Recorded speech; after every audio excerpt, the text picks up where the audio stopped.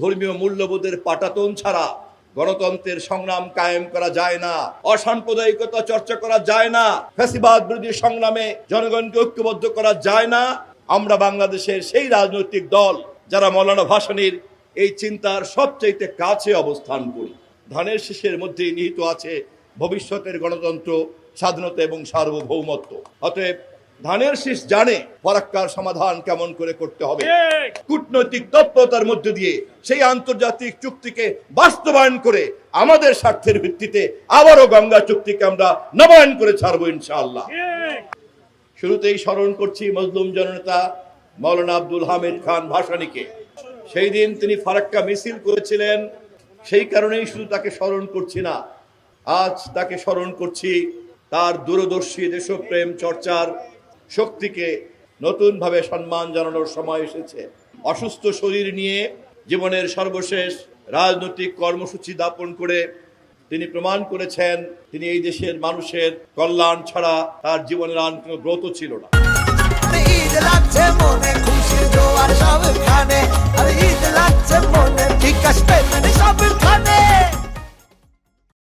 তিনি অনুমান করতে পেরেছিলেন উজান দেশের সম্পদ, পানি সম্পদ যদি ভাটির দেশে সঠিকভাবে বন্টনের চুক্তি না হয় তার পরিণতিতে কি হতে পারে তা তিনি অনুমান করেছিলেন।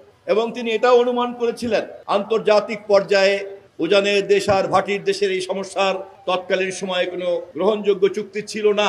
এমনকি এই মুহূর্তে তা গ্রহণযোগ্য আমাদের আন্তর্জাতিক চুক্তি থাকার পরেও তা বাস্তবায়ন কতটুকু হবে কতটুকু হবে না, আমরা এমন একটা পরিবেশের মধ্যে দাঁড়িয়ে আছি। অর্থাৎ তিনি এটাও অনুমান করেছিলেন চুক্তি থাকলেও পানি সম্পদ বন্টন নিশ্চিত হবে কি হবে না তা নির্ভর করে দুই দেশের সঠিক কূটনৈতিক সম্পর্কের উপরে। আজ ফারাক্কা দিবসে সেই কারণেই স্মরণ করছি সেই মজলুম জননেতাকে, সেই দূরদর্শী দার্শনিককে এবং এই দেশের রাজনীতির সবচাইতে সঠিকভাবে অনুধাবনকারী নেতা মজলুম জননেতা মৌলানা আব্দুল হামিদ খান ভাসানী। মানুষের কল্যাণকে নিয়ে তিনি যখন চিন্তা করতেন তিনি শুধুই জনসেবা এবং কল্যাণের কথা চিন্তা করতেন না, এই জনসেবা এবং কল্যাণের পিছনে মানুষকে ঐক্যবদ্ধ করার কথা চিন্তা করতেন। এবং ঐক্যবদ্ধ করতে চাইলে মানুষের ঐক্যের যে সর্বনিম্ন ঐক্যমত তিনি তা খুব ভালো করেই বুঝতেন। 56,000 বর্গমাইলের বাংলাদেশে ধর্মীয় মূল্যবোধের পাটাতন ছাড়া গণতন্ত্রের সংগ্রাম কায়েম করা যায় না, ধর্মীয় মূল্যবোধের পাটাতন ছাড়া অসাম্প্রদায়িকতা চর্চা করা যায় না, ধর্মীয় মূল্যবোধের পাটাতন ছাড়া ফ্যাসিবাদ বিরোধী সংগ্রামে জনগণকে ঐক্যবদ্ধ করা যায় না। এবং আমাদের 56,000 বর্গমাইলের যে নিজস্ব সংস্কৃতি আমরা তা দাঁড় করতে পারবো না। আজ তারেক রহমানের নেতৃত্বে আমরা যে নির্বাচিত সরকার, দেশের শাসনভার জনগণের ম্যান্ডেটের মাধ্যমে ভোটের মাধ্যমে পেয়েছি, আমাদের প্রধান শক্তি আমরা বাংলাদেশের সেই রাজনৈতিক দল যারা মৌলানা ভাসানীর এই চিন্তার সবচাইতে কাছে অবস্থান করি।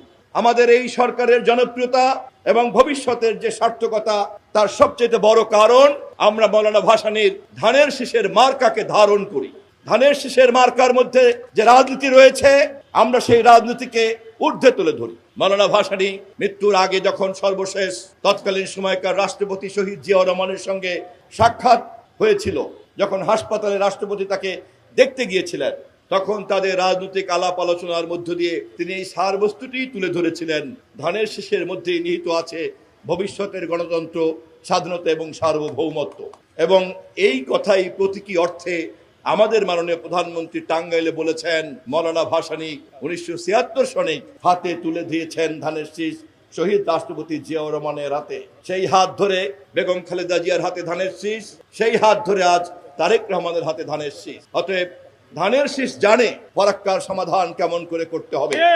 ধানের শীষ যেমন করে এবারের নির্বাচনের জনগণের স্বতঃস্ফূর্ত রায়কে পেয়েছে, দেশি বিদেশি সকল শক্তির সমর্থনকে পেয়েছে, ঠিক সেই ধারাবাহিকতাতেই ধানের শীষ ফারাক্কা সমস্যার সমাধান ইনশাআল্লাহ করবে। ইতিমধ্যে আজকের সভার মাননীয় প্রধান অতিথি আমাদের নেতা মাননীয় মহাসচিব সকালবেলায় বলেছেন আগামী ডিসেম্বর মাসে গঙ্গা চুক্তির মেয়াদ শেষ করার আগেই এই চুক্তি আবার জাতীয় স্বার্থের ভিত্তিতে নবায়ন করার জন্য আমাদেরকে জাতীয় ঐক্যমতের উদ্যোগ নিতে হবে। এবং আমি দেশের সকল গণতান্ত্রিক শক্তিকে ফারাক্কা দিবসের এই মঞ্চে দাঁড়িয়ে ভাসানী অনুসারীদের, রফিকুল ইসলাম বাবলু সাহেবের দলের এই মঞ্চে দাঁড়িয়ে আমাদের মহাসচিবের সেই আহ্বানকে বাস্তবায়ন করার জন্য আমি আবারও আহ্বান জানাই। আসুন, পৃথিবীতে উজান ভাটির দেশের সমস্যা সমাধান করার জন্য এই মুহূর্তে যে আন্তর্জাতিক প্রোটোকল এবং চুক্তি বিদ্যমান আছে, আমাদের সম্মিলিত ঐক্যের মধ্য দিয়ে সরকারকে শক্তিশালী করে কূটনৈতিক তৎপরতার মধ্য দিয়ে সেই আন্তর্জাতিক চুক্তিকে বাস্তবায়ন করে আমাদের স্বার্থের ভিত্তিতে আবারও গঙ্গা চুক্তিকে আমরা নবায়ন করে ছাড়বো ইনশাআল্লাহ।